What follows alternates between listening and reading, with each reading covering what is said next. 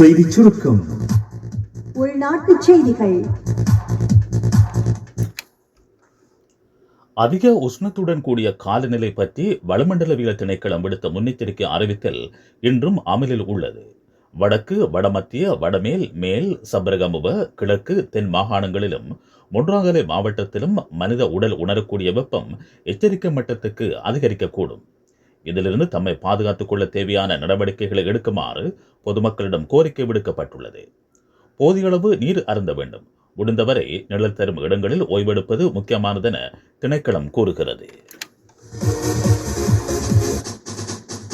வெளிநாட்டுச் செய்திகள். ஈரானுக்கு எதிராக போர் தொடுப்பதில் அமெரிக்க ஜனாதிபதி டொனால்டு டிரம்புக்கு உள்ள அதிகாரங்களை முடக்கும் நோக்கத்துடன் அந்நாட்டு செனட் சபையில் தாக்கல் செய்யப்பட்ட 4வது பிரேரணையும் தோல்வி கண்டுள்ளது. இந்த பிரேரணை நேற்று தாக்கல் செய்யப்பட்டது. இதற்கு எதிராக 52 வாக்குகளும் ஆதரவாக 47 வாக்குகளும் செலுத்தப்பட்டன.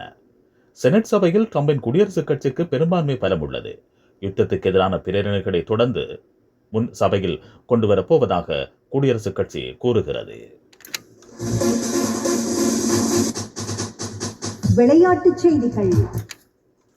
ஆஸ்திரேலிய வீரர் Pat Cummins Indian Premier League சுற்றுத் தொடரில் விளையாட மருத்துவர்கள் அனுமதி அளித்திருக்கிறார்கள். இவர் உடல் உபாதையால் பாதிக்கப்பட்டிருந்தார். முதுகு முள்ளந்தண்டின் கீழ்ப்பகுதியை ஸ்கேனிங் முறையில் சோதித்ததை அடுத்து IPL போட்டிக்காக இந்தியா செல்ல முடியும் என சிட்னி மருத்துவர்கள் ஆலோசனை வழங்கியிருக்கிறார்கள்.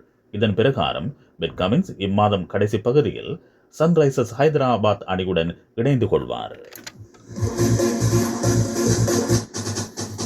செய்திச் சுருக்கம் கேட்டீர்கள்.